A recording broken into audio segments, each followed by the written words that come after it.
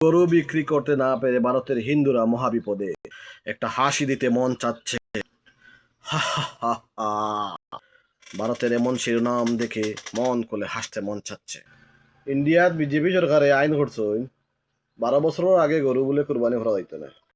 ইন্ডিয়াত তো মুসলমানটা কি বেশি গরু ফালন হিন্দুয়ে। আমার মুসলমানে কিবার কুরবানি দিল না, কিন্তু তেন ফালিয়া আরো বড় বিপদের মাঝে পড়ছে। কালকে কয়টা নিউজও দেখছি হিন্দুরা বেশি খান্দা খান্দি করে, মুসলমানে তো দিতে পারে না, তার একটা কষ্ট। আর তারা ফালিছে একটা গরু ফালতে গিয়ে তার যে পরিমাণ খরচ হয়েছে, তার যে পরিমাণ ঋণ করা লাগছে, যে পরিমাণ ব্যাংক থেকে লোন আনিয়ে খামার তো করছে বেশিরভাগ লোন আনিয়ে, লোনের টাকা মারতে গিয়ে হে মহা বিপদের মাঝে আছে, হিমশিম খা। হিসাব করে দেখো তারার যে সিদ্ধান্ত নিল তারার লস হইল না মুসলমানও লস হইল।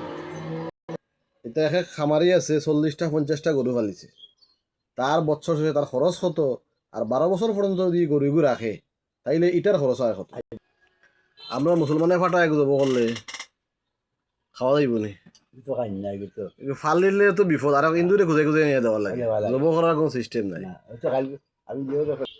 আর ইন্দুর আর সেম বেমার, ইন্দুরা যে গরু এগু ফালে হে মুসলমানের কাছে পয়সা লাগবে, হে তো ইগু খাইতে নাই। আমরা তো মুসলমানের সুযোগ আছে, গরু যদি দিতে পারে না, ছাগল দিব, উট দিব, দুম্বা দিব, বেড়া দিব, অনেক অপশন আছে। তুই যে অত টাকা খরচ করে গরু এগু ফালিছ এগু তোর এখন তোর কিতা করতে। আর 12 বছর গরু এগু ফালিয়া এর বাদ নিগুজি বেসই লাভর মুখ তো দেখা দূরের কথা, লস ছাড়া কোনো রাস্তা নাই। এতে ইন্ডিয়ার মুসলমান লসর শিকার হইতো নাই, হিন্দুরাও লসর শিকার হইব। ইন্ডিয়ার রাজনীতি বড় জটিল। মমতায় অত যদি মুসলমানরে সাপোর্ট দিয়ে দিয়ে মুসলমানের বুট কিনছে, আর এগিয়ে হিন্দুরে সাপোর্ট দিয়ে দিয়ে তারা হিন্দুর বুট কিনে। তারা বুট কিনার লাগিও কিন্তু ইটা করে।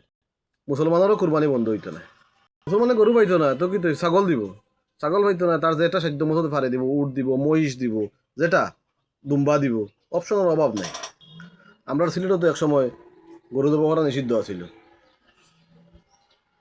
আশাদাল সাবাইয়া গোবিন্দ সহ বিদায় করিয়ে দিছে। ইন্ডিয়া তো কোন সাদালা লাইবা আর সাধারণটাও বিদায় করে দিবা।